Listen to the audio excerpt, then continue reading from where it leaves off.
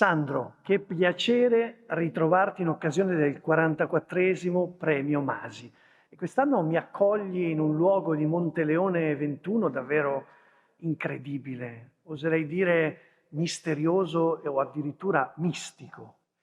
In effetti ti stiamo accogliendo e mi fa piacere che tu sia qua, Grazie. come fa piacere a Masi e a tutta la mia famiglia, in un locale, in un ampio locale, come vedi, che ha un titolo, si chiama la Cattedrale dell'Amarone. Perché? Addirittura. Perché ha delle dimensioni incredibili, 30 metri di profondità, 12 metri di altezza, ed è destinato, secondo il progetto dell'architetto, ma anche secondo il nostro volere, a tenere pianali di bambù per questa altezza e per parecchie migliaia di quintali di uve appunto destinate a fare l'amarone. Però adesso c'è un'installazione artistica meravigliosa. Sono colpito soprattutto da queste cascate di vino che scendono tumultuose su queste barche. E quando vedo queste barche io penso subito a Venezia. In effetti il titolo di questa installazione si chiama L'anima dell'Amarone Ecco. e l'autore, grande artista internazionale che ha progettato questa ampia, appunto, quest'ampia opera, entra nell'intimità dell'Amarone, conoscendolo molto bene da Veneto e sapendo che è appunto una delle eccellenze del Veneto. Qui in effetti ci sono molti elementi di civiltà veneta oltre che di Venezia. Appunto parliamo dell'Amarone, ma parliamo, come giustamente dici tu, delle barche, il sandolo, che è una delle barche tipiche di Venezia, Sì. che vuol dire possibilità di trasporto, vuol dire il viaggio stesso dell'uva che diventa amarone attraverso il lungo processo dell'appassimento, vuol dire il commercio internazionale dell'amarone, ma vuol dire anche l'andamento della nostra vita, sempre in bilico anche con i perigli, diciamo, del mare e dell'acqua. Sì. Ecco, ma poi ci sono altri elementi, appunto, il primo di tutti è l'uva che si tiene un po' nascosta in questo, volutamente nascosta in questa opera, in questa struttura, ma c'è ed è una specie di nido da cui tutto nasce. L'anima nasce dall'uva. Eh sì, di quest'artista però non hai svelato giustamente il nome perché lo conosceremo tra poco, è tra i premiati. Certo, è tra i nostri premiati di quest'anno e sarà un onore conoscerlo e un onore fare spiegare dalle sue parole cosa significa l'anima della Marina. E allora non sveliamo oltre. Noi dobbiamo lasciare questo luogo meraviglioso. Fai strada tu, per favore, che sei il padrone di casa, perché dobbiamo lasciare questo fruttaio e immetterci nell'Agorà, dove incontreremo appunto i premiati del 44esimo Premio Masi. E nel camminare noto subito che Monteleone 21 ha uno sviluppo non solo orizzontale, ma guarda qui che scala imperiosa, che verticalità. Sì, in effetti c'è una lettura orizzontale molto verticale, scusa, molto interessante, che è fatta da due scale. Questa scala che ci porta dal sotterraneo e dai locali di appassimento alla Agorà e un'altra seconda scala che dall'Agorà ci porta nel mezzo della Valpolicella, delle colline della Valpolicella, con una vista a 360 gradi ed è altrettanto diciamo emozionante e significativa. E allora entriamo in questa Agorà. E qui incontreremo tutti i nostri amici.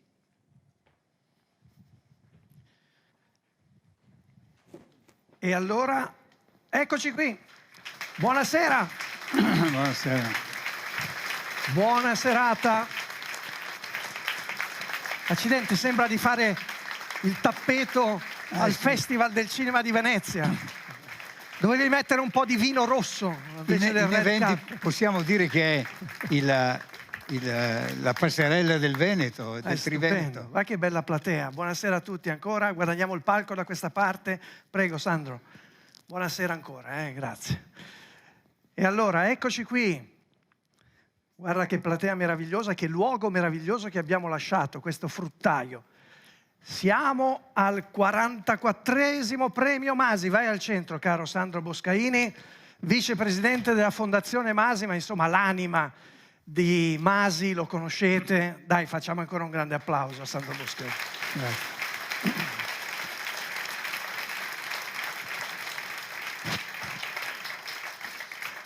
Fatemi fare subito un caloroso saluto ai premiati che conosceremo tra poco e a chi li accompagna. Un saluto anche a tutte le autorità presenti e a tutti i membri della Fondazione Masi. E fatemi salutare anche chi ci segue in TV, ci seguono su Telearena e Telemantova. E allora, siamo qui con Sandro Boscaini, l'anima della Masi, ma io vorrei avere sul palco anche l'amministratore delegato della Masi, Federico Girotto. Eccolo qua. Federico, un grande applauso.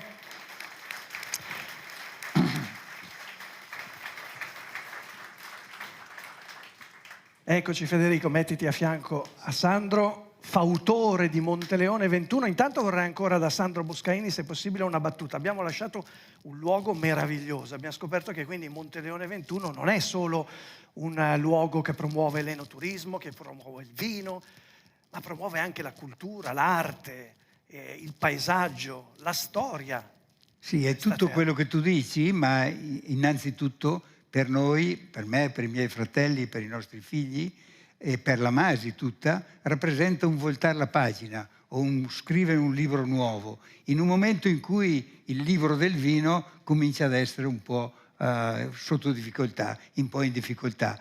Dove sta la difficoltà, diciamo così? Sta nel fatto che molto spesso ha dormito sugli allori, non si è innovato. Io credo che qua abbiamo avuto un buon coraggio per creare un ambiente che dia l'emozione del vino, anche se non c'è il vino vero qua attorno, come nell'opera che abbiamo visto ci sono le barche, ci sono queste cascate e non c'è l'uva, c'è un piccolo esempio di uva. La stessa cosa è più o meno in questo, in grande, in questo ambiente che è evocativo del nostro mestiere, ma lo porta nel futuro, lo porta ad apprezzare quello che è il vino oggi, e nel caso nostro l'Amarone, i nostri vini veneti, cioè bere vino non tanto perché abbiamo bisogno dell'alimento vino, nessuno ha più bisogno di questo, ma il bere vino è per essere emozionati, per poter entrare in un territorio, capirne i valori e le bellezze e le bontà. Certo. E allora Federico Girotto, sappiamo che Monteleone 21 non è solo una cantina visitabile ovviamente, quindi l'invito a tutti quanti, e so che già molti lo hanno colto questo invito, ma è proprio un punto di partenza per scoprire quello che di più si può vedere in questo meraviglioso territorio. Alessandro, ci abbiamo messo un po' a costruire Monteleone 21, forse anche troppo, noi ce lo diciamo anche da soli, e alla fine abbiamo però avuto modo di pensare accuratamente all'offerta che possiamo formulare per i nostri visitatori. Di base parliamo di un'esperienza immersiva e indimenticabile, calati nella cultura della Valpolicella e delle Venezie, godendosi anche l'Amarone nel vivo del suo territorio. L'esperienza comincia per definizione dalla visita guidata, che è un ponte un po' tra il passato e il futuro, quindi dalle cantine storiche qui di fronte via Monteleone 26, cantine storiche Masi, per arrivare in questo luogo che è un po' la proiezione dei brand nel futuro. E naturalmente poi con l'assaggio dei nostri vini, l'assaggio guidato, ma una tappa obbligatoria, una fermata obbligatoria al nostro fiore all'occhiello, che è l'installazione artistica dove eravate prima. E poi naturalmente Enoteca Masi, quindi il nostro negozio, dove anche allargando il raggio geografico dell'esperienza possiamo acquistare tutti i vini del nostro portafoglio, della nostra gamma, quindi dal Friuli per rimanere in Venezia e al Trentino, per arrivare poi giù in Toscana o in Argentina. E naturalmente anche i pregiati amaroni della cantina privata Boscaini, che sono il nostro top di gamma, le vecchie annate, eccetera. E poi Locanda Costa Sera, che più che non è un ristorante con bistrò semplicemente, ma è più wine dining, come diciamo noi, quindi è un luogo in cui il vino diventa l'esperienza primaria della ristorazione, la prima proposta che i nostri colleghi formulano al consumatore che arriva, e poi naturalmente viene però accompagnato con una proposta gastronomica in cui il vino anche qui è wine first, e quindi il vino spesso è ingrediente dei nostri piatti, non solo, ma anche ingrediente della mixology che noi facciamo lì, perché abbiamo una bella carta cocktail con vini masi come ingredienti. E naturalmente un'espressione fusion, diciamo, di tutti i 140 paesi in cui Masi lavora. E poi ci sono gli eventi, perché questo è un posto che non è solo suggestivo, evocativo, ma anche in grado di ospitare grandi numeri di persone. Stasera siamo un po' più di 300, mi sembra che di spazio ne avanzi. Anche. Però c'è un però, anzi due però. Allora, primo, queste esperienze possono essere, devono essere disintermediate, customizzate, dirette, e quindi significa che i nostri consumatori possono, anzi noi li invitiamo a farlo, personalizzarli l'esperienza sulla base di tante variabili: quanto tempo ho oggi, con chi sono, che interessi ho, che materie voglio approfondire. E questo è un elemento molto importante. E poi è emozionante pensare, Alessandro, che qui a Gargagnago, forse anche a Monteleone 21, che non era ancora Monteleone 21, nel 1772 un Boscaini, Giovatta Boscaini, partiva per andare a vendemmiare quella fantastica biosfera che è il vigneto del Vaio dei Masi. Ecco, quindi in sintesi, Alessandro, cosa si fa a Monteleone 21? Si scopre il senso di quel viaggio, che è il viaggio di una famiglia, di un'azienda, di un territorio, da allora a oggi e da oggi verso il futuro. E tra l'altro, lasciatemi dire, con le foto che avete viste, anche all'interno di una meraviglia architettonica, perché questo è. Sì, posso Come no? chiedere qua un applauso, un buon applauso a chi si è interessato. Allora, l'architetto Libero Cecchini alla memoria, che ha fatto il primo progetto, diciamo, e l'architetto Beghini, che l'ambientazione, essendo uomo del territorio, ma da ultima lo Studio Mare e Giovanna Mar, che è qui presente, prego Giovanna, che l'ha voluto portare avanti. Complimenti. Con questo. Complimenti. Ecco, per cui è stato un lavoro quasi di equipe, anche se il dirigismo di Giovanna è ben noto. Allora, ancora un applauso e grazie a Federico Girotto, a Sandro Boscaini. Vi ritroveremo nel corso della serata. Intanto vi invito ad accomodarvi, perché adesso entra in campo la Fondazione Masi con il 44esimo premio. E il filo rosso che quest'anno è stato scelto, secondo me, è molto azzeccato. È questo: progresso e conflitti, paradossi del presente. Perché effettivamente viviamo in un mondo dove c'è tanto progresso, la tecnologia sta facendo dei passi da gigante, pensate solo all'intelligenza artificiale. Purtroppo però viviamo anche in un mondo denso, pieno di conflitti, di guerre, di tensioni. Tensioni che tra l'altro non rischiano di mettere a rischio solo la pace, ma proprio rischiano di farci perdere tutte le conquiste sociali, civili, economiche che abbiamo ottenuto nel secolo scorso. E allora proprio la Fondazione Masi ha voluto scegliere anche un filo rosso dei premiati che tengano insieme questi due aspetti. Da una parte conosceremo premiati che nei loro ambiti puntano al progresso, guardano allo sviluppo, e altri premiati che hanno indagato a fondo, indagano il tema dei conflitti, delle tensioni religiose, sociali, che portano purtroppo a volte a frizioni tra i popoli.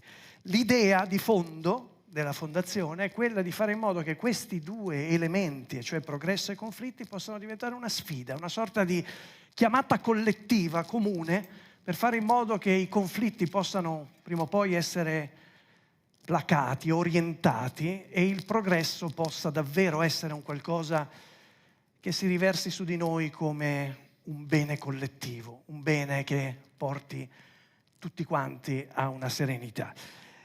Come sapete, come tradizione, per introdurre i premiati c'è un video che prego la regia di mandare in onda.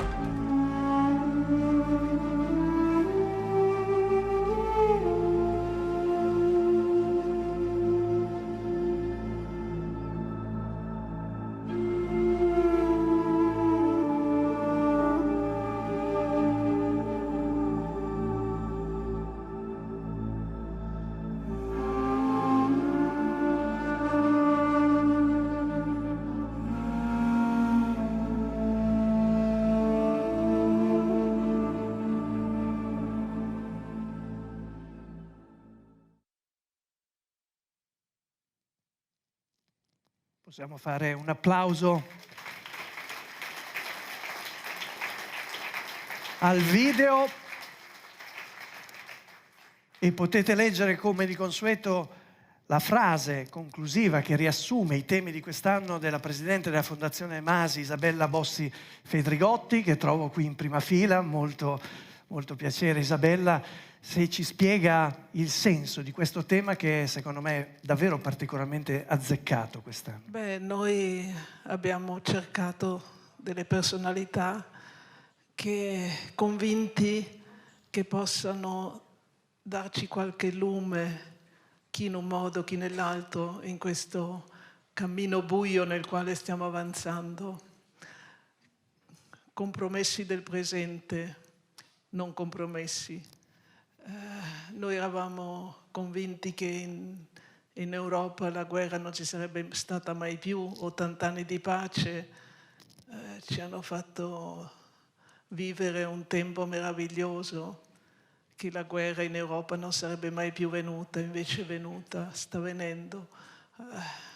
E se pensiamo, io pensavo che le guerre di oggi sarebbero state diverse, invece vedo immagini da prima guerra mondiale con fango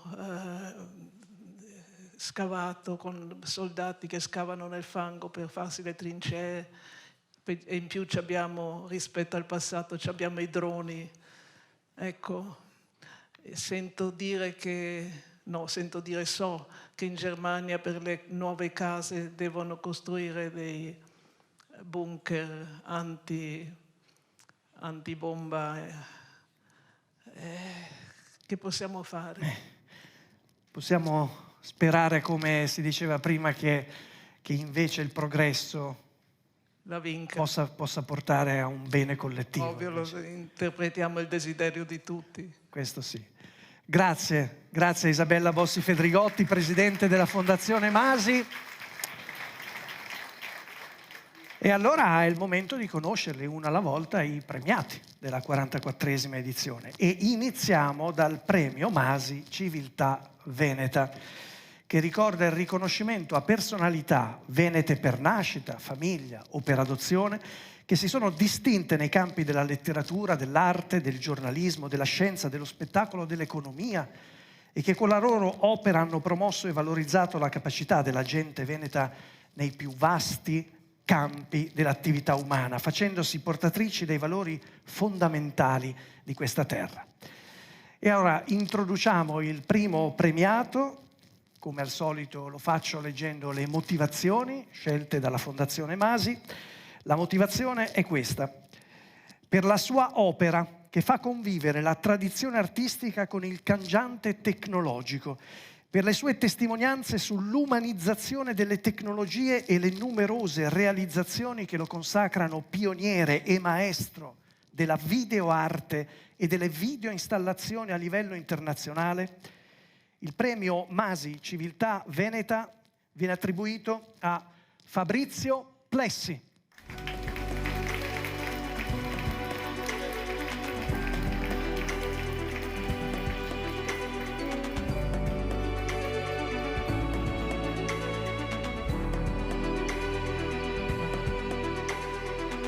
Eccoci maestro, venga al centro. Abbiamo anche un microfono, grazie. Conquisti il centro del palco, venga qua in mezzo. Anche perché possiamo finalmente svelare, vuole già sedersi? Si sieda. Possiamo già svelare che insomma l'opera straordinaria che abbiamo visto sotto è opera del maestro Fabrizio Plessi. Adesso lo possiamo dire. Voi immaginate la mia felicità quando Masi mi ha chiamato per fare qualcosa. Qualcosa qua dentro per due motivi sono importanti. Per me era importantissimo esporre per la prima volta in un luogo straordinario come questo. Veramente un'architettura meravigliosa nella quale io mi sono immerso e ho pensato a delle cose folli in questo senso. Poi l'altra cosa era il fatto di essere, tra tanto tempo che è passato, essere dentro in una situazione in cui l'acqua, sempre acqua, Plessi è l'acqua, l'acqua di Plessi. Per 50 anni io ho subito questa cosa. Immaginate quando lui mi ha chiesto di fare il vino, sono stato felicissimo. Poi approfondiremo, ma l'anima dell'Amarone ci deve spiegare dove e come si trova, perché questo è il titolo dell'installazione. L'anima dell'Amarone. L'Amarone è un vino fantastico, non è un vino, è uno stato d'animo liquido. Pensate, uno stato d'animo liquido, il vino proprio è la forza della natura. E io credo veramente che ho fatto un lavoro di un certo tipo proprio perché non volevo qualcosa di descrittivo, aneddotico, narrativo. Io volevo soltanto l'anima, cercare l'anima. E con cosa l'ho cercata? Con una cosa semplicissima per me, che era l'intelligenza artificiale. L'intelligenza artificiale non ho fatto io questa roba, né mio figlio Rocco che mi ha aiutato. Nessuno ha lavorato, soltanto questa meravigliosa, incredibile idea che una cosa viene fatta dall'alto. È come un miracolo, è come qualcosa di inaspettato. È accaduto. Beh, complimenti. Allora, maestro, si accomodi intanto, perché poi sarò da lei tra poco, e perché conosceremo meglio il maestro Fabrizio Plessi. Tra l'altro avete visto che mentre salgono i premiati ci sono le immagini della firma della botte, no? Che, come Sandro Boscaini ci racconta sempre, è la presa di possesso della botte. Sa che se la deve portare a casa poi? No, la botte di Amarone. Allora, vediamo di conoscere il secondo premiato. È una premiata in realtà in questo caso. Leggo come sempre la motivazione. Per la sua opera letteraria nella quale vengono magistralmente esplorate le tensioni tra identità, memoria e appartenenza, e dove Trieste, città di confine spesso evocata, diventa simbolo delle incertezze e delle sfide dell'esistenza umana, il premio Masi Civiltà Veneta viene attribuito a Federica Manzon.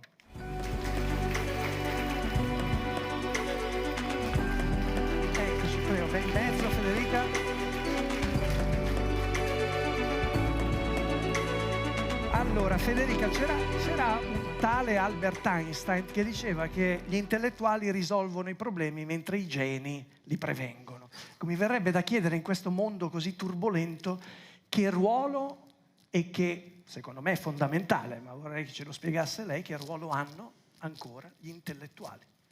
Ma io credo che soprattutto gli scrittori, se gli scrittori si possono chiamare intellettuali, hanno forse una capacità piccola ma fondamentale, che è quella di illuminare dei punti magari in ombra del mondo e non spiegarceli, non farceli conoscere con una didascalia, con un saggio, con qualcosa che attiene a un sapere esposto, ma ci fa mettere nei panni di qualcun altro, ci fa vivere un pezzettino e per me forse la cosa più interessante è farci vivere qualcosa che per noi è faticoso, qualcosa che per noi è sconosciuto, qualcosa, un luogo, un'identità, un mondo che sentiamo come ostile e pauroso. Ecco, io credo che chi scrive ha sempre questo dono di rendere l'altro meno pauroso, di avvicinarci. Condivido al 100%. Allora Federica, si accomodi qui, c'è scritto Fabrizio Plessi, ma non importa. Ce li siamo scambiati. Siamo alla presentazione del terzo premiato per la civiltà veneta, però devo dire purtroppo non può essere qui presente per questo appuntamento, è stato presente alla cerimonia della firma della botte presso le cantine Masi e quindi possiamo vedere forse anche le immagini, anche per quel che riguarda il premiato, che scorrono sullo schermo, ecco, le potete vedere qui. E mentre scorrono queste immagini voglio ricordare la motivazione del premio. Per lo straordinario contributo apportato con visione e lungimiranza alla tecnologia dell'automotive e alla promozione del Made in Italy, E per essersi fatto interprete della sinergia tra ricerca, impresa e formazione attraverso il parco scientifico e tecnologico Chilometro Rosso, il terzo premiato per la civiltà veneta è Alberto Bombassei.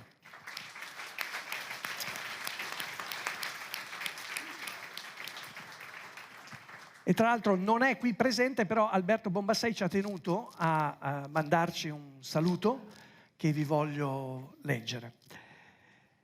La mia famiglia è di origini venete. Mio nonno paterno lavorava a Venezia, in Arsenale, la prima fabbrica d'Europa. E come tanti veneti nel dopoguerra, mio padre si trasferì a Ovest, dove l'industrializzazione del paese prometteva la possibilità di costruirsi il futuro. Il destino fece sì che il viaggio si fermasse a Bergamo, per quasi 4 secoli, lembo occidentale dei domini di terraferma della Serenissima. Sono sinceramente grato alla Fondazione per avermi assegnato il premio Masi Civiltà Veneta, un autorevole riconoscimento che rappresenta al meglio il mio fortissimo legame con il Veneto, le mie solide radici in questa terra. Tra le motivazioni del premio mi viene riconosciuta la scelta di aver fatto nascere e sviluppare il Chilometro Rosso, un parco scientifico dove si fa trasferimento tecnologico, dove si promuove l'innovazione. La sua cifra distintiva, suggerita dal grande architetto Jean Nouvel, è rappresentata da un lungo muro rosso che accompagna 1 chilometro del tratto bergamasco della 4, l'autostrada che unisce da est a ovest il nord del paese. Un segno rosso, un simbolo di innovazione e tecnologia, e sono certo che la mia adesione convinta all'idea del muro di Nouvel fu ispirata dalle mura venete che segnano l'accesso alla città alta di Bergamo e dentro le quali vivo.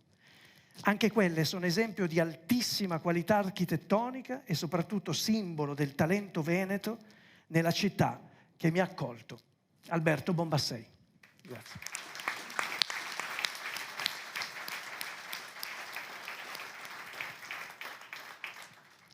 E allora è il momento adesso di incontrare il vincitore del premio internazionale Masi Civiltà del Vino, che ricordo è dedicato al grande mondo della vitivinicoltura e premia le personalità più rappresentative che hanno contribuito a livello internazionale a esaltare l'antica cultura della vite e del vino.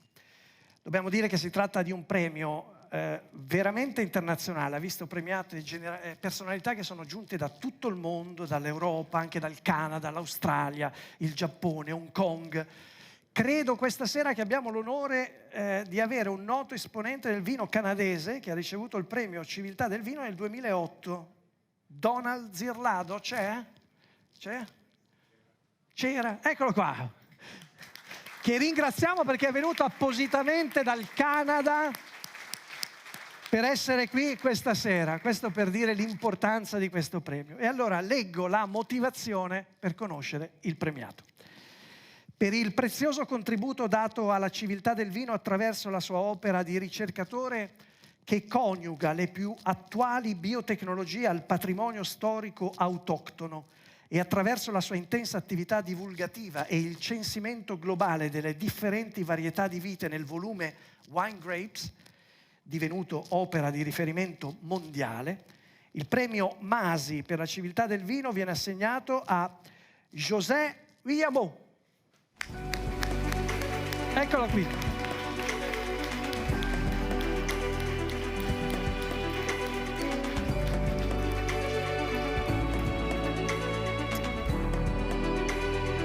Benvenuto José, mi ha detto, si pronuncia come José Mourinho, e allora qua, anche se viene dalla Svizzera. Prego. Grazie, grazie. Eccoci qui, José Villamot. Allora, abbiamo letto tra l'altro nella sua didascalia che è ampelografo. Ora io qui devo confessare la mia ignoranza, so che voi lavorate nel mondo del vino, magari qualcuno ha reminiscenze del greco, ma insomma che cosa fa l'ampelografo? Ma io preferisco definirmi come ampelologo, Okay. perché ampelos in greco significa la vite e logos lo studio. E io faccio lo studio della vite tramite il DNA.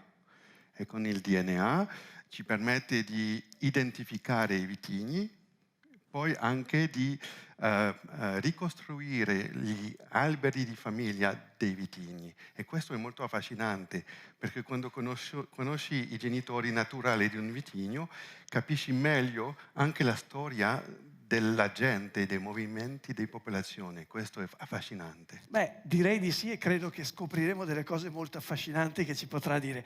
E allora la prego di sedersi qui, José Guillamot. Tra l'altro, siccome pur parlando uno straordinario italiano ha deciso che poi vorrà fare la tavola rotonda in inglese. Sì, per fare lavorare il traduttore. Allora lo vogliamo salutare, Paolo Maria Noseda. Eccolo qua, il grandissimo Paolo Maria Noseda. Buonasera. Che grazie. si siede qui a fianco. Grazie Fatemi a salutare tutti. anche Manuela Spinelli, che non vedete, ma sta traducendo tutto l'evento in inglese, quindi la salutiamo e la ringraziamo. E ora proseguiamo introducendo l'ultimo premiato di oggi, è il premio internazionale Masi Grosso d'Oro veneziano. Ricordo che è riservato a personalità ed enti che hanno contribuito a diffondere un messaggio di cultura nel mondo, generando quella comprensione tra i popoli che si sviluppa in solidarietà, progresso civile e pace. La motivazione del premio: per l'instancabile impegno nel promuovere la comprensione tra culture, religioni e civiltà, per l'analisi lucida e profonda dei fenomeni che minacciano la coesione sociale e la pace, per aver messo la conoscenza al servizio del dialogo e della verità, offrendo strumenti preziosi per una convivenza fondata sul rispetto e sull'ascolto. Il premio internazionale Grosso d'Oro veneziano viene attribuito a Gilles Kepel. Professore, prego.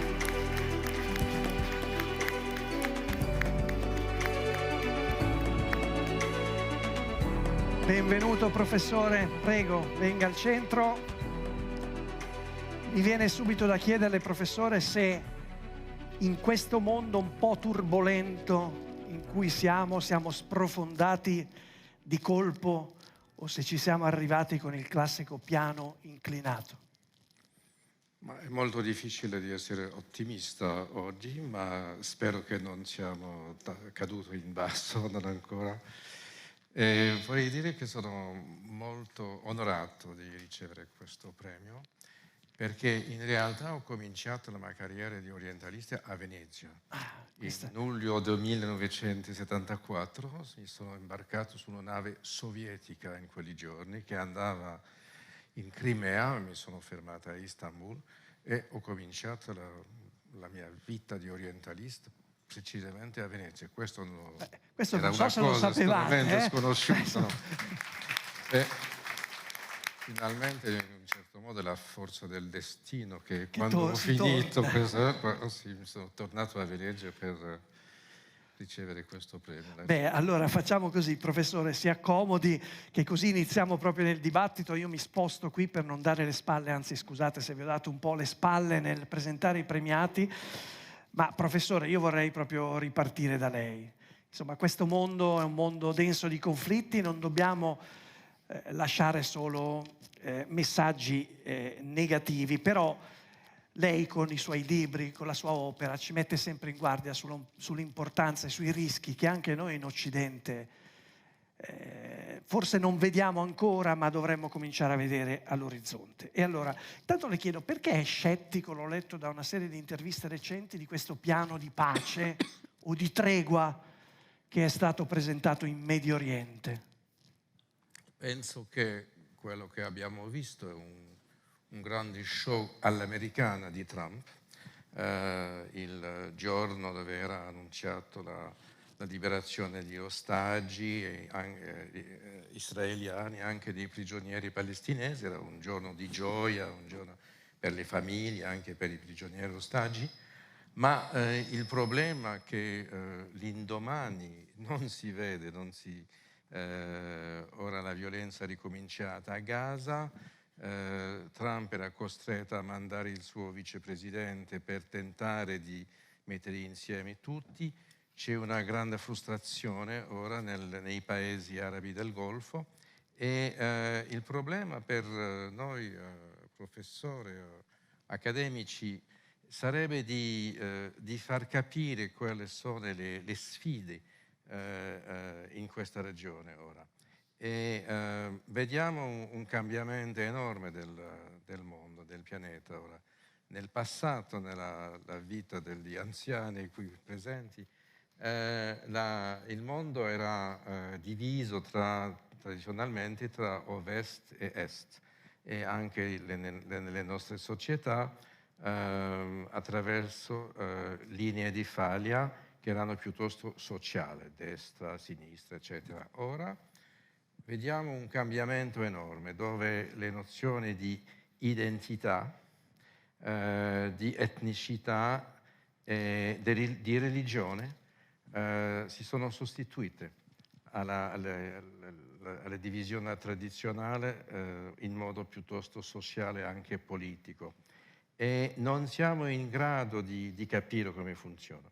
E così io ho tentato attraverso la mia vita universitaria di spiegare meglio come si costituivano le identità musulmane, perché l'uso del linguaggio islamico sul piano politico, eccetera, la nascita della violenza jihadista. Ora siamo arrivati a un punto molto difficile dove la situazione in Palestina si è espressa anche nelle nostre società. Avere la bandiera palestinese nelle piazze italiane, francesi o altri non significa solo esprimere la solidarietà come palestinese, ma esprimere la voglia di rifiutare l'ingiustizia contro se stesso. E questa è una sfida intellettuale enorme. Non sono sicuro di essere in grado di spiegarla, ma penso che quello è il momento giusto probabilmente per pensare attraverso questi problemi. Sì. Ma io vorrei fare un salto da questa parte e andare da Federica Manzon, che ha vinto il Campiello l'anno scorso. Abbiamo visto anche le immagini con il libro Alma, nel quale si parla molto di identità, di confini, di conflitti anche. Io vorrei capire questi confini oggi che valore hanno, perché i confini nel mondo odierno purtroppo sono soprattutto fonte di guerre in alcune regioni del mondo. Allora, sono più un valore i confini per il dialogo tra i popoli o sono diventati più un problema? Ma io credo un po' che noi abbiamo vissuto per tanti anni, soprattutto quelli, diciamo, fino alla fine della guerra fredda, vivendo il confine come qualcosa che desideravamo abbattere. Era un limite, era qualcosa che ogni volta ci richiedeva i documenti per andare dall'altra parte, era qualcosa che ci suggeriva che dall'altra parte c'era il nemico, e per cui quando velocemente con l'Europa Unita abbiamo abbattuto prima i grandi confini del centro Europa, poi pian piano quelli dopo, è stato un segno di felicità. Tutti abbiamo gioito di questo venuta meno del confine. Però al contempo, vedendo la questione quei territori, quelle geografie vicino al confine, il problema era più complesso e più contraddittorio, perché il confine in sé non è mai stato un muro, è sempre stato qualcosa di poroso che permetteva di vedere l'altro dall'altra parte, che induceva timore ma anche curiosità. E io ho un po' l'impressione che questa eliminazione troppo rapida della parola confine abbia poi portato in realtà all'edificazione di un muro, di qualcosa che non permette di guardare dall'altra parte e che rende anche meno fluida poi la questione dell'identità, del chi siamo. Basti pensare anche solo alla questione delle lingue. Il libro mio, ma il mondo che mi interessa, a cui dedico tanto tempo di ricerca e di studio, quello dei Balcani. I Balcani per 1000 anni, per tantissimo tempo dopo la Seconda Guerra Mondiale, sono stato un territorio dove c'erano simbolicamente i confini delle repubbliche, ma le lingue erano lingue che passavano l'una dall'altra, ognuna con diverse sfumature. Quando sono venuti meno quei confini ci sono stati però i muri delle nazioni, le identità si definivano con una cosa sola, le lingue si distinguevano sempre più, perdevano i loro punti di contatto, e io credo che ogni volta che alla volontà di costruire qualcosa insieme, quel con che c'è dentro la parola confine, invece prevale il senso di distinzione, di dire cosa è diverso dal di qua e del di là, si preparano tempi cupi. Però nel tema che affrontiamo questa sera mettiamo insieme appunto conflitti, ma anche progresso. Allora, prima, maestro Plessi, ho chiesto a Federica Manzon che ruolo hanno gli intellettuali. Vorrei sapere che ruolo hanno gli artisti, che ruolo ha l'arte oggi in questo mondo complicato. Microfono. Beh, l'arte è la base di tutto, io credo. Credo che veramente noi dobbiamo soltanto inchinarci non davanti ai politici, ma davanti agli artisti. Gli artisti hanno fatto tanto e tanto fanno e tanto continuano a fare. Io per tanti anni ho insegnato umanizzazione delle tecnologie, 30 anni fa. 30 anni fa sembrava una cosa così assurda, così lontana da tutto. Io invece ho cercato di portarla nel cuore del problema. Ho cercato di indagare in profondità, cercato di capire dove stava il nocciolo. E il problema era se era più importante il fatto di essere schiavi delle tecnologie o dominarle. Il problema è che noi dobbiamo assolutamente dominare le tecnologie, perché inevitabilmente saranno le tecnologie a dominare noi. E questo è il grande problema di oggi, anche politico. Io non voglio fare una specie di apologia di ciò che è il momento. Io vorrei soltanto che si capisse che noi oggi viviamo in un momento molto storico, molto importante, molto interessante. Per cui io credo che la tecnologia deve essere presa come un fatto positivo, come un fatto nostro, come un fatto che ci dà energia, perché l'energia è tutto nella vita, guai se no. E ricordatevi una cosa, che una volta che la nostra testa si è aperta ad idee più grandi, non tornerà mai più nel suo formato originale. È straordinaria l'idea dell'umanizzazione della tecnologia. Ci ha pensato 30 anni fa, ma quanto è attuale oggi? Quanto è attuale oggi? Sì. Oggi noi vediamo che tutti oggi pensano all'intelligenza artificiale e tutte queste cose. Questi sono dei problemi veramente da affrontare, perché saranno il grande problema dei prossimi anni. Sì. E questo è veramente un fatto importantissimo, perché altrimenti noi ci troviamo dentro una spirale da cui non possiamo uscire, se noi vogliamo vincere la tecnologia senza i mezzi che dobbiamo usare. Allora, io vorrei chiedere a José Guillamot, prima di entrare nel tema del DNA del vino, che mi ha incuriosito tantissimo, però anche il mondo del vino, ieri ne parlavo con Sandro Boscaini e Federico Girotto, sta vivendo un momento di tensione, soprattutto quando si guarda all'America, a Trump, ai dazi, che forse sono anche un po' un capro espiatorio, però sono un tema molto molto concreto. Allora, rischiamo di entrare in un mondo anche di conflitti commerciali sempre più grave anche nel mondo del vino? Sì, so I will speak in English as well. Okay. Shall I pause after a few sentences? Or? Whenever you want. And then I can continue? Yeah. Okay. Continue, no Okay. problem. So yes, we have already entered economic conflict in the wine world.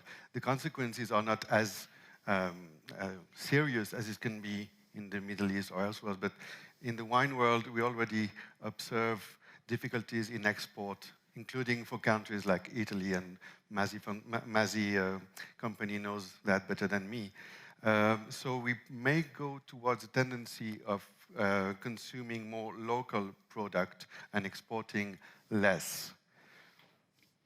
Allora, certamente, parlerò in inglese naturalmente, certamente sì, ci sono dei conflitti dal punto di vista economico e delle problematiche dal punto di vista del mondo che riguarda tutto ciò che ruota intorno al vino, e le conseguenze naturalmente sono serie tanto quanto potrebbero essere quelle che noi vediamo accadere nel Medio Oriente.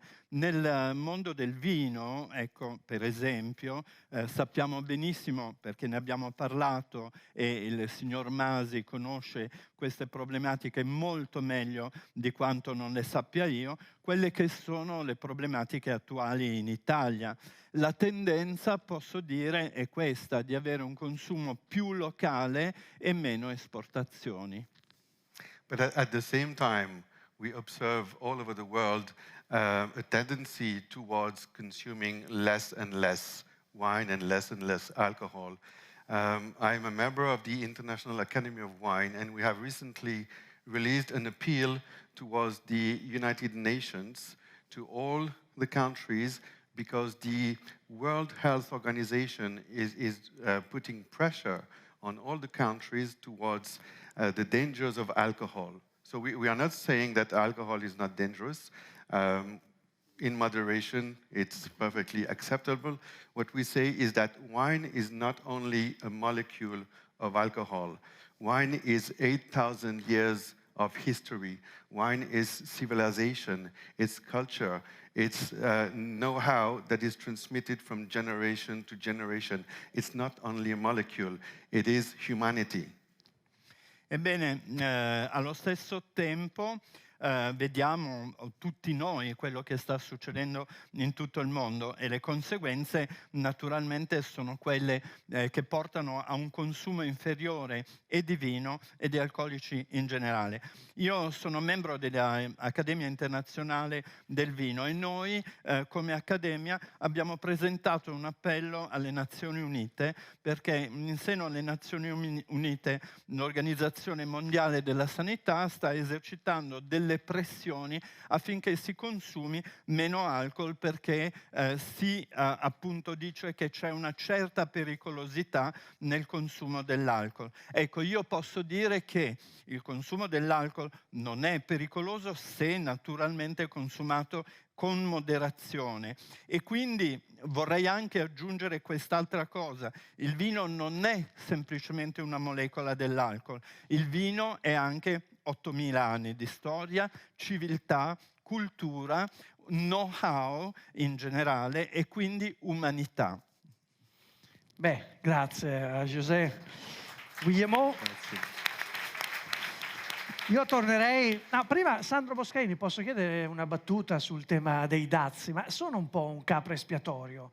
Cioè, non è che sono lo spauracchio che adesso devono terremotare tutto il mercato del vino, no? Ma io credo che in questo momento i problemi attorno al mondo del vino sono tanti, e io vedo davvero che il dazio è uno dei problemi. Ok. Quasi tutti lo pongono come il problema, ma questo non fa bene al mondo del vino, perché trovare il nemico in Trump o nei dazi vuol dire buttare sotto il tappeto un mucchio di altri problemi e di esami di coscienza che il mondo del vino si deve fare.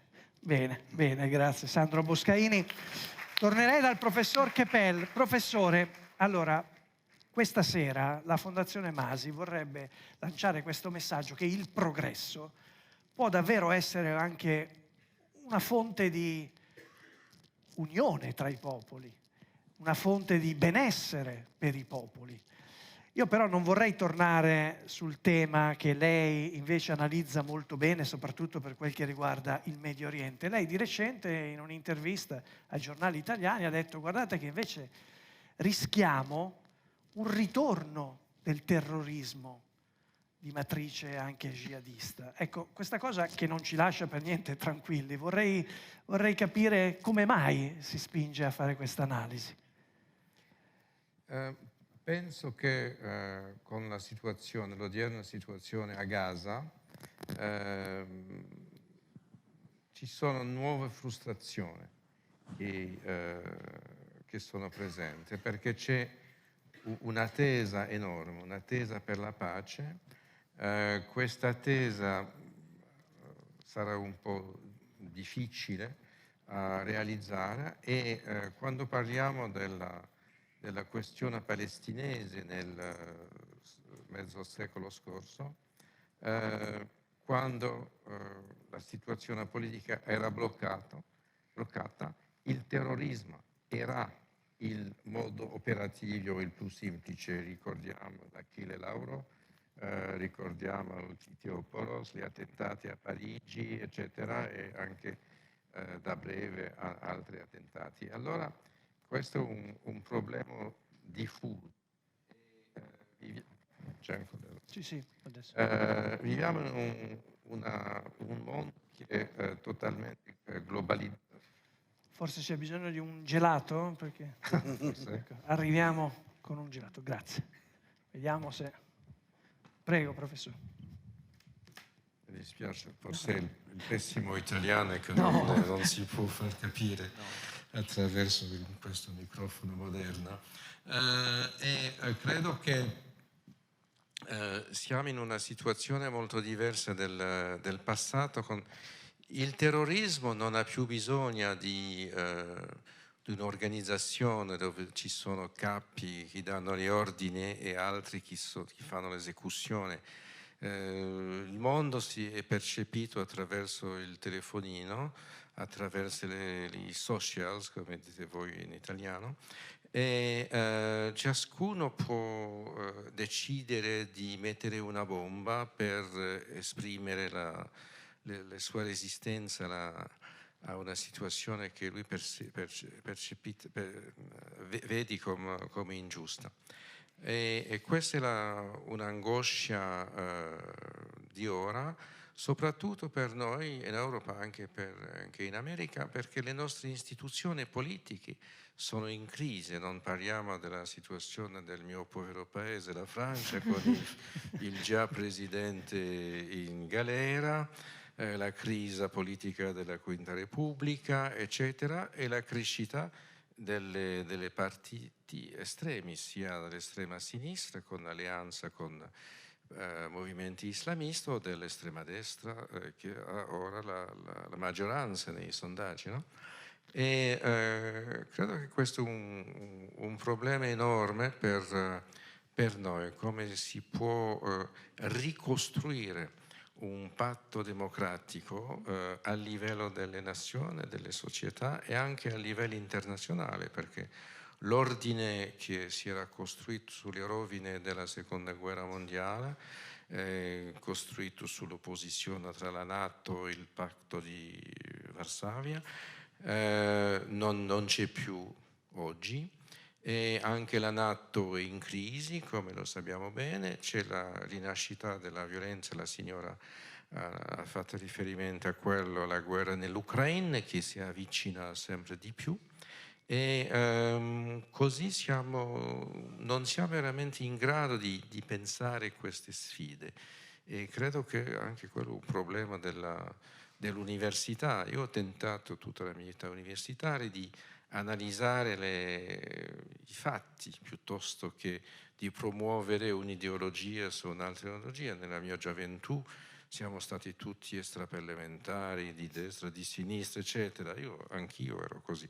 E ho rifiutato questo e alla fine della mia vita universitaria vedo il ritorno di quella prevalenza delle ideologie. Questo è veramente un problema enorme. Nel momento dove il vino ha cambiato, perché ricordo che nella mia gioventù si beveva ancora vino perché l'acqua non era buona.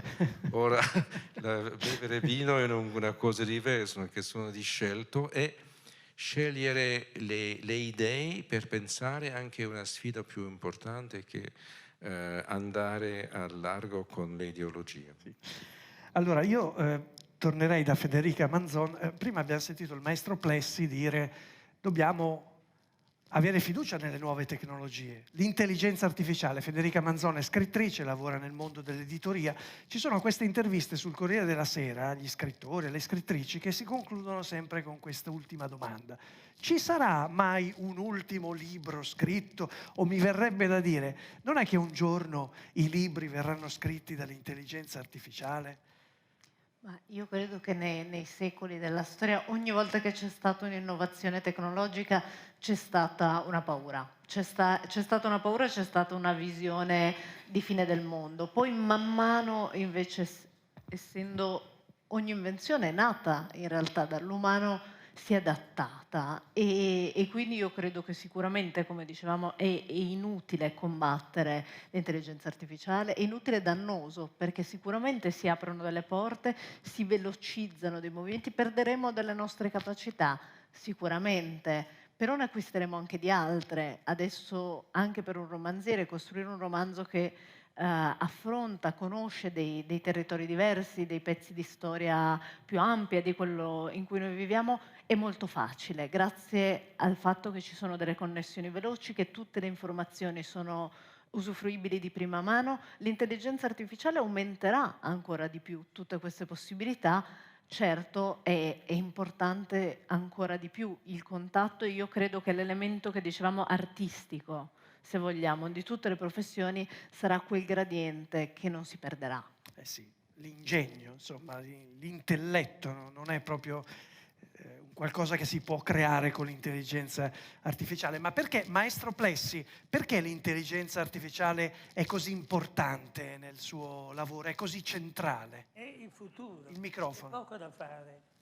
C'è poco da fare. Noi possiamo combatterla finché vogliamo, ma il futuro sarà l'intelligenza artificiale, in cui il vero e il falso si immedesimeranno in una maniera tale per cui sarà impossibile distinguere ciò che è vero da ciò che non è vero. Mio figlio è 2 o 3 anni che studia questi problemi e lui mi dice: papà, fra qualche anno, 1 o 2, saremo in una maniera impossibile a distinguere. Per cui diciamo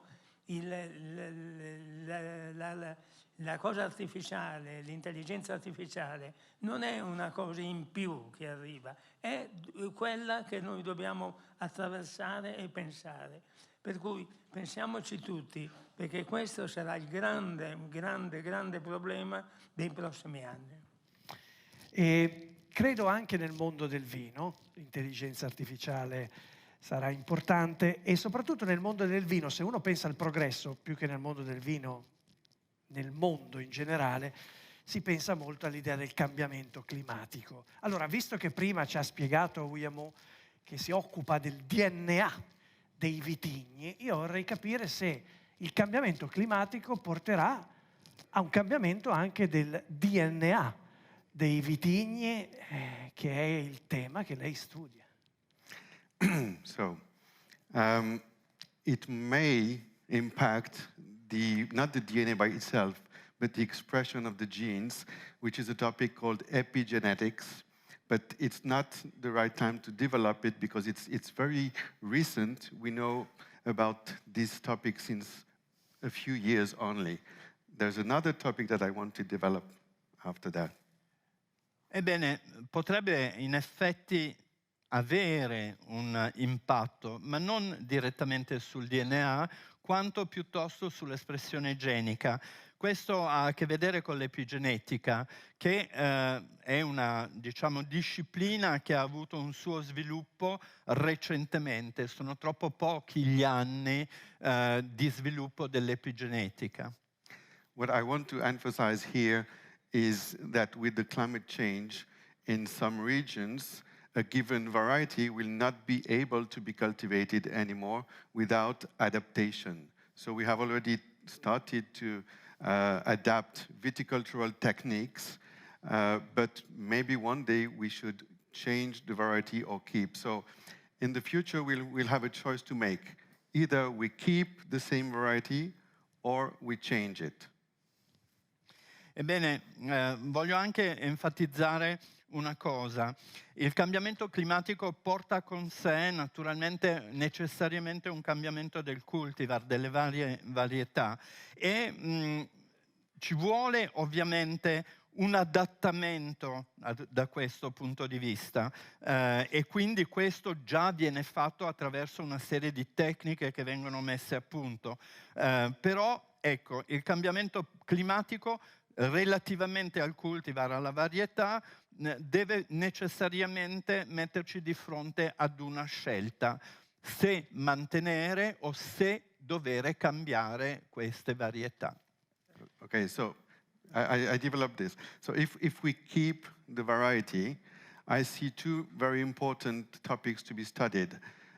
we must make good use of the natural biodiversity within each grape variety. That is the first one. And we must also make good use of the variety of rootstocks that we have for each variety.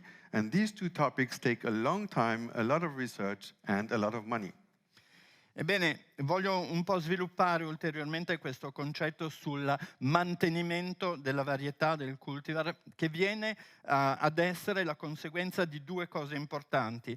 L'una è che dobbiamo fare un buon uso di tutto quello che ha a che vedere con la biodiversità naturale se vogliamo davvero occuparci del mantenimento dei cultivar e delle varie varietà. E secondo, studiare quelle che sono le tossicità di base, cioè la situazione di base delle varie varietà. Porta innesti in italiano. E quindi ovviamente la capacità di innestare su questo nuove varietà. And if we change, there is a tendency towards new hybrids that are resistant to fungal diseases, resistant to drought, and a lot of bad things that we don't want. I see some interest in those varieties because you need less spraying, less treatment in the vineyard. So it's better for the environment, better for human health. And for wines like, should I name it, Tavernello, for example, nobody cares what variety is used to make that wine. So please use hybrids for that kind of wine.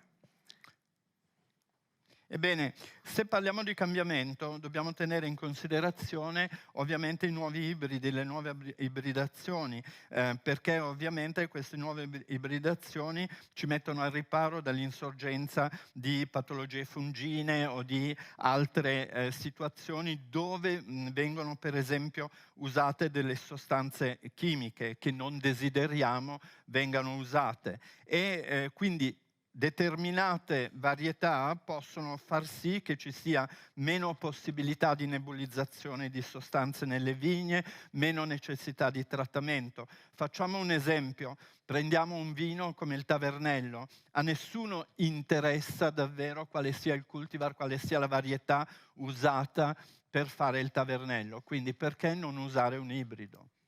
And one last word. In regions with a long history of winemaking, like Valpolicella, I cannot imagine in the future an Amarone di Masi that would be made with something else than Corvina Veronese, Rondinella Molinara, Oseleta, etc. And that would be made with hybrids. On a planet where Amarone is made of hybrids, it's a planet I don't want to live on.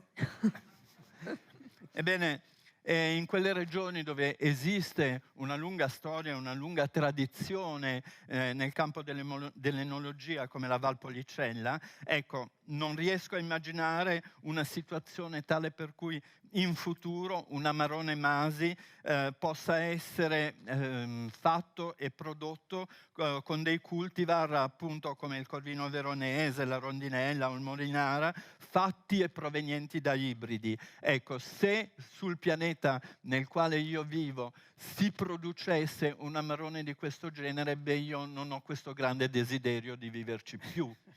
Esatto. Grazie a José Guillemot. Posso rubare ancora un minuto al professor Keppel, perché la posizione di loro tre sull'intelligenza artificiale, sul progresso, l'abbiamo sentita. Ma lei da studioso, questo progresso tecnologico galoppante, lo vede come un qualcosa che può avvicinare i popoli o lo vede come un ennesimo rischio di lacerazione tra popoli? Ambidue. In un certo modo sia il problema del vino che quella dell'intelligenza artificiale sono una metafora generale del cambiamento nel quale viviamo, no? E la capacità delle nostre società a adattarsi a questo cambiamento, sia ambientale che politico, che religioso, che identitario, è una sfida enorme perché non siamo abituati a pensare questo. Allora avvicinarsi sì, si può avvicinarsi perché condividiamo gli stessi strumenti dell'intelligenza artificiale, forse beviamo più o meno lo stesso vino esportato, non ci sono tutti questi tassi di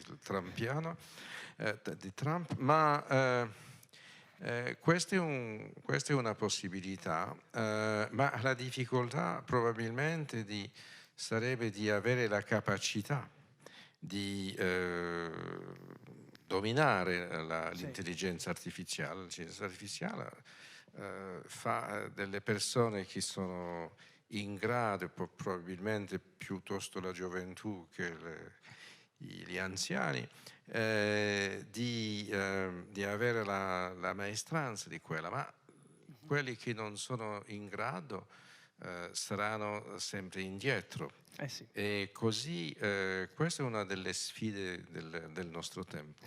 Beh, insomma, il tema dell'umanizzazione della tecnologia di cui ci parlava il maestro Plessi mi sembra che torni centrale. Io vi ringrazio moltissimo per i tanti spunti, credo interessanti, che ci avete dato. Rimanete qui seduti, io vi devo ancora dare un po' le spalle e riconquisto il centro del palco, perché prima della premiazione ufficiale c'è la consegna di un riconoscimento importante, che è la targa Giorgio Boscaini, che la famiglia Boscaini da più di 40 anni riserva a chi ha collaborato per lungo tempo e con particolare intensità alle proprie attività alla distribuzione dei prodotti Masi nel mondo. Allora, per questo vorrei che tornasse sul palco Sandro Boscaini. Se puoi tornare, Presidente, perché c'è un qualcosa di importante da spiegare. I prodotti Masi, come sapete, vanno in tutto il mondo, ma ora ve lo faremo vedere in maniera concreta. Eccoci qua, Presidente. Allora, sappiamo che i prodotti Masi, vieni al centro, sono distribuiti e volete dimostrarlo, perché anticipo subito che chi ritirerà la targa Giorgio Boscaini arriva niente meno che da Taiwan. Oh? Certo. Allora, intanto una curiosità, avete visitato personalmente? Beh sì, anch'io, ma più volte anche, e in tempi non sospetti, cioè non appena o prima che si aprisse la Cina. Noi siamo lì da quasi 40 anni, da 35 anni sicuramente. Accidenti. Ecco. Ma vorrei qua con noi anche il nostro direttore commerciale per l'estero, Sì. che è lui che si occupa direttamente. Signor Chiamiamo- Torresani. Chiamiamolo sul palco, colpo Eccola. di scena. Presidente Boscaini. Beh, è giusto, insomma. È giusto, è giusto. Lui che va con maggior frequenza di me e conosce, non credo la lingua, ma almeno il palato e il palato, taiwanesi. giustamente. E allora intanto io posso leggere la motivazione, benvenuto. Grazie. Posso leggere la motivazione e alla premiazione. Per la pluridecennale amicizia e collaborazione con la famiglia Boscaini nel costruire il successo del marchio Masi e promuovere la conoscenza dei valori veneti a Taiwan, la targa Giorgio Boscaini viene attribuita all'azienda Sergio Valente e ritira il premio Irene Wang. Ecco, prego Irene. Da quella parte.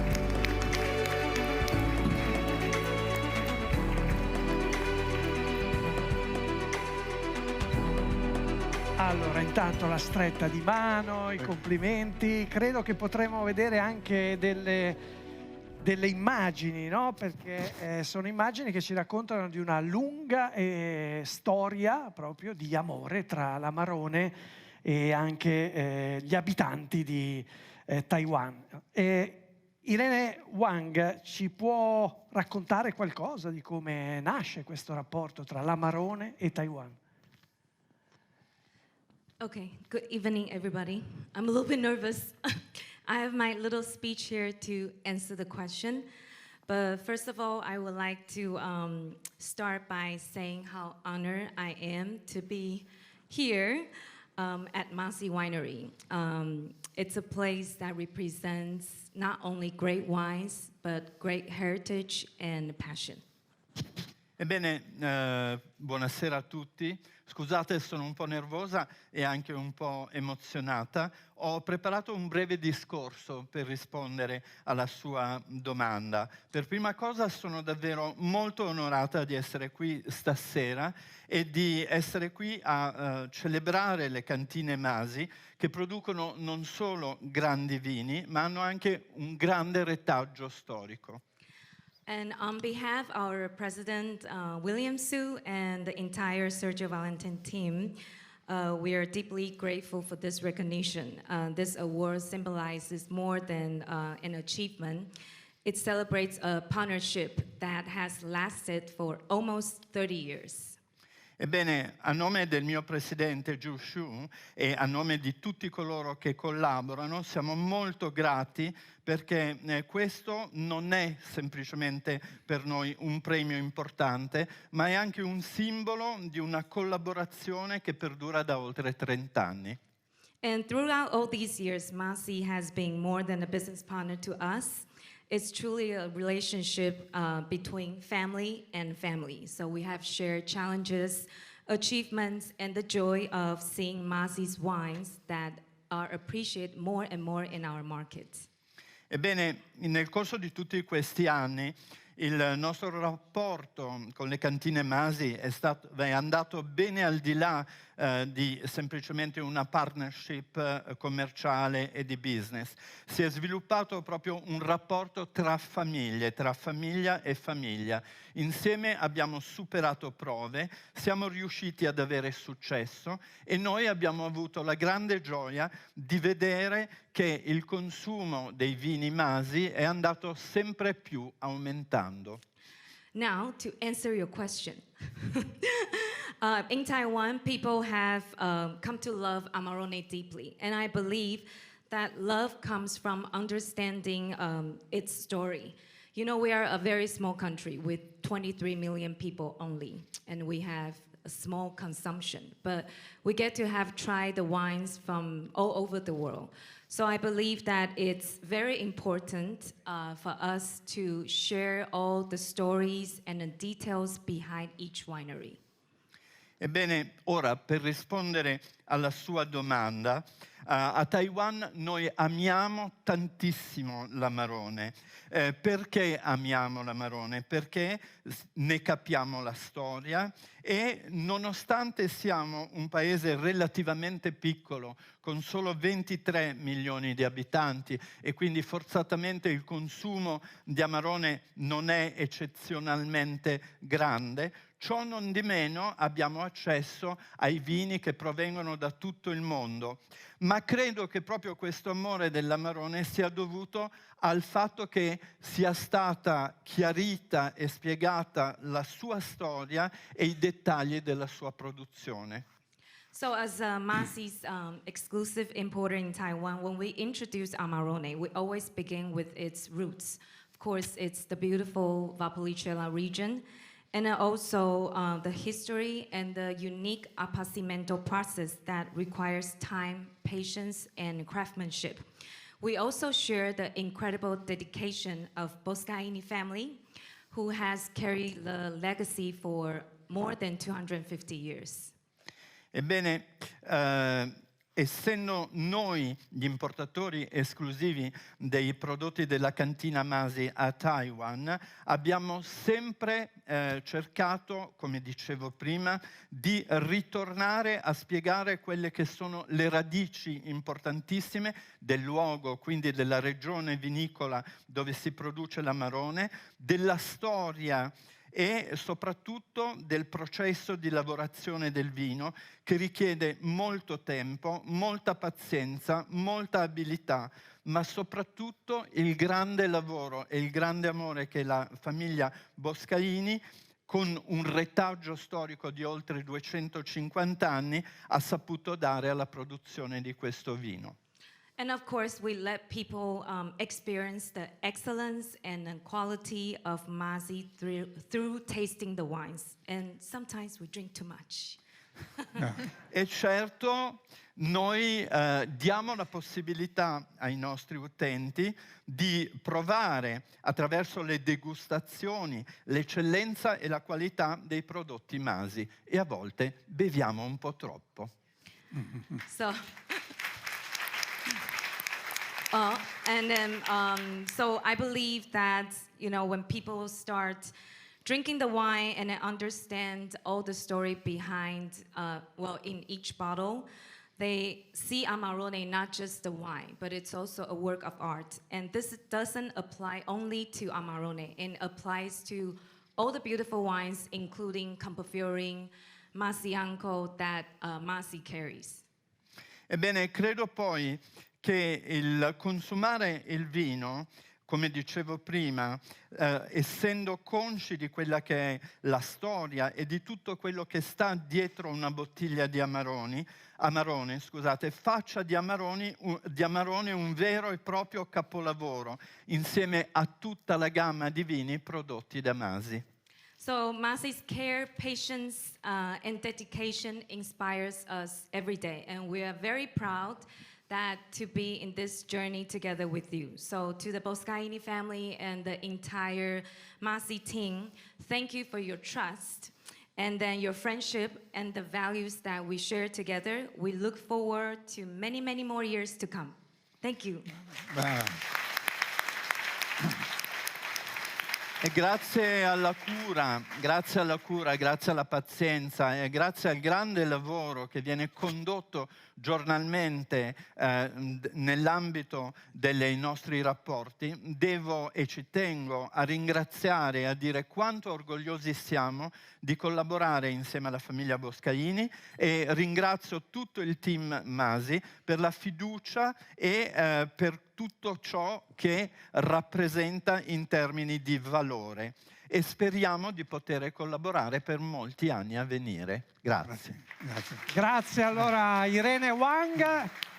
La consegna della targa, però ci dovrebbe essere anche la targa Giorgio Boscaini. Bene. Eccola qua.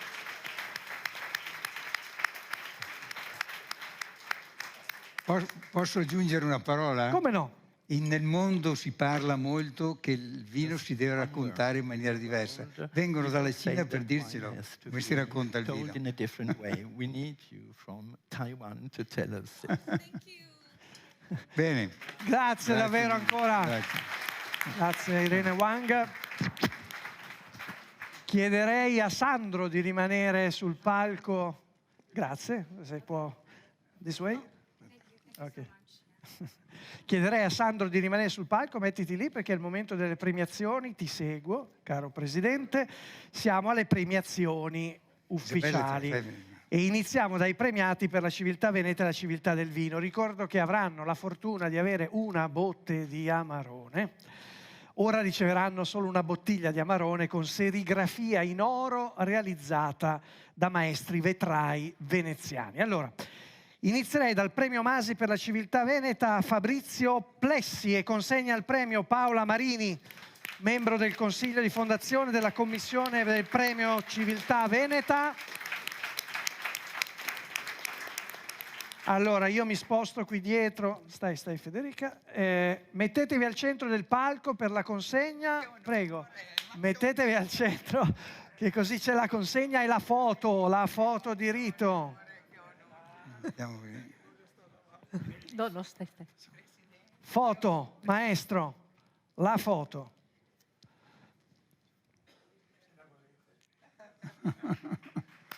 Bene, bravo.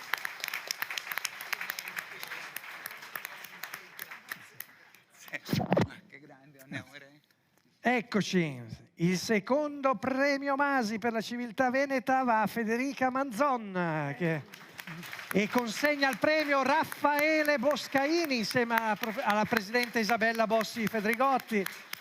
Raffaele è il direttore marketing di Masi e presidente di Confindustria Veneto e quindi è presidente della fondazione Il Campiello, e visto che l'anno scorso ha vinto il Campiello è giusto.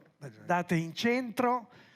C'è sempre questo timore di conquistare il centro del palco. Andate al centro. Non vi spingo, ma andate verso il centro e guardate la foto. Eccoci qui. Andiamo davanti.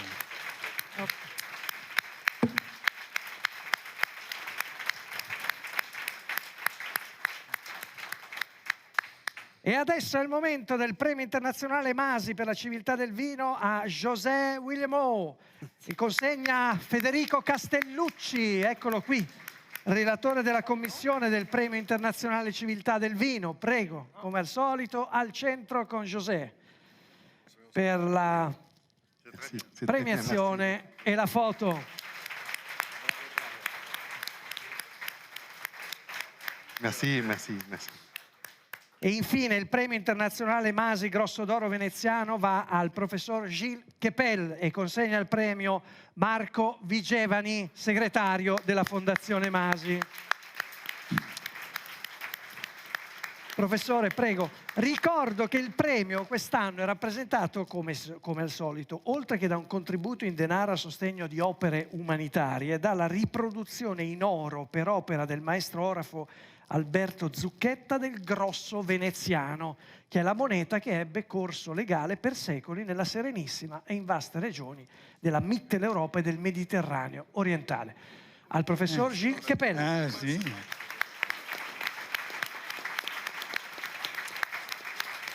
Bene. Allora, adesso la situazione si complica ulteriormente perché c'è la foto di gruppo. Quindi vi pregherei di alzarvi tutti premiati, disporvi come, non so, una squadra di calcio, no, accosciati, Sì. no, tutti in piedi per una bella foto di gruppo. Senza la Vieni qua vicino. Eccoci qui. Attenzione, 3, 2, 1. Guardate il fotografo, eccoli qui, che belli premiati del 44esimo premio Masi.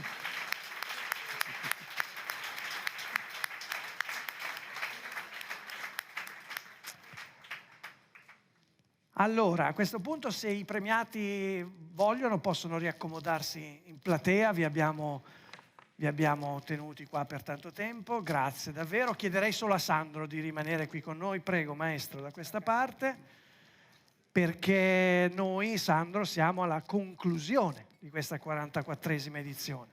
L'anno prossimo 45, non è proprio cifra tonda, però insomma, qualcosa ogni anno dico bisogna inventarsi qualcosa di più, ma adesso è sempre più difficile perché... Beh, in effetti è difficile, anche perché, come tutti gli anni, la nostra Presidente Isabella Bossi Federigotti lo ricorda sempre, non è difficile trovare le persone, tante sono le persone per bene e competenti e che rispondono, diciamo, anche agli stimoli che diamo attraverso questo fil rouge che andiamo a trovare nella Fondazione Masi.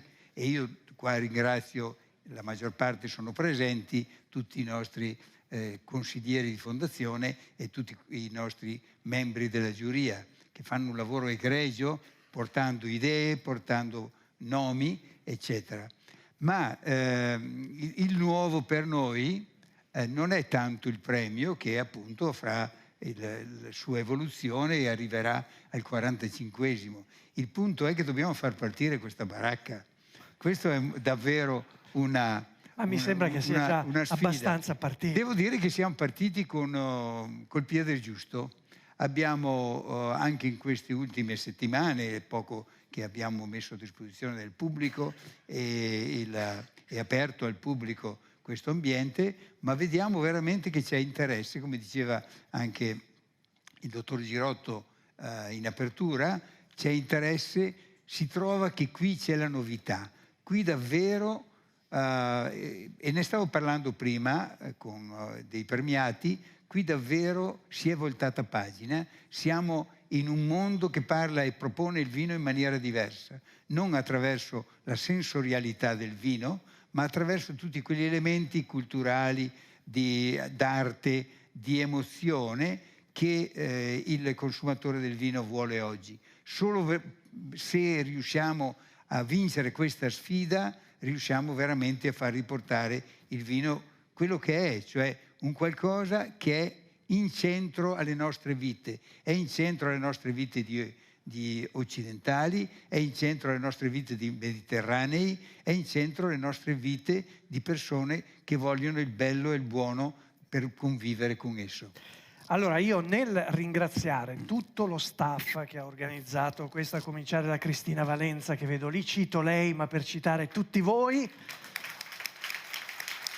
tutta la nostra regia che è stata straordinaria, intanto diciamo che adesso è il momento del brindisi in onore dei premiati, ma tutti quanti siete invitati a vedere l'installazione artistica del maestro Plessi a questo punto, cioè è visitabile, e è visitabile anche per tutti coloro che verranno a Monteleone 21, quindi salutando anche tutti quelli che ci hanno seguito da casa, venite qui a vedere. In effetti il maestro Plessi ci mette a disposizione quest'opera che vedrete, è un'opera impegnativa, grandiosa, per un anno.